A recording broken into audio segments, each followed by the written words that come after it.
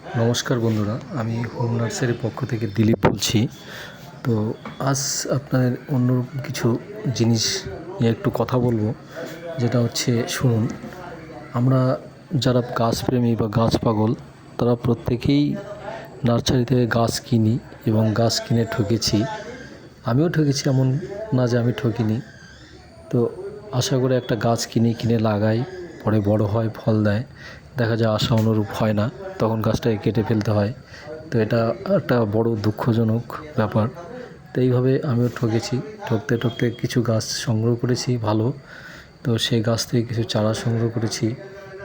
সেই চারা আমার আশেপাশে ধরুন 20, 50, 100 কিলোমিটার মধ্যে যারা আছে, যেসব গাছপ্রেমী বন্ধুরা আছেন, তারা যদি নিতে চান তো তাদের আমি দেবো। কারণ ঠকবেন না, এই জন্যই দেবো, যেহেতু আমার ফলের গাছ আছে, সেখান থেকে আমি সংগ্রহ করেছি।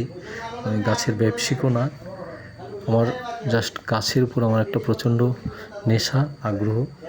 এই কারণেই গাছ সংগ্রহ করা, এবং আমার মতো যারা ঠকেছেন সেসব বন্ধুরা যাতে না ঠকেন, তার জন্যই কিছু চারা সংগ্রহ করেছি এবং দেওয়ার ইচ্ছা আছে। তো দেখুন সেই গাছগুলো, এই দেখুন, এই হচ্ছে আমার ভিয়েতনামি মালটা গাছ, যেটা 2-2.5 বছর বয়স। দেখুন এবার প্রথম ফল ধরেছে, খুব সুন্দর ফল ধরেছে।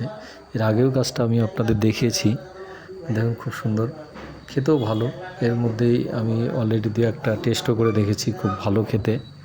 তো এই গাছ থেকেই আমি 2-4টা চারা সংগ্রহ করেছি, সাইজও খুব ভালো হয়েছে।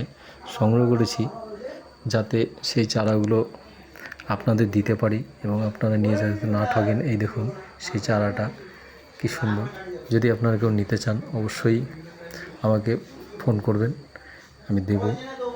আর আমার ভিডিওটা যারা দেখছেন, তাদের প্রত্যেককেই বলবো যে আমার ভিডিওটা প্রচুর পরিমাণে শেয়ার করুন, যাতে এইভাবে গাছ কিনে মানুষ না ঠকে এবং বিশ্বস্ত কোনো জায়গা থেকে তারা সংগ্রহ করতে পারে।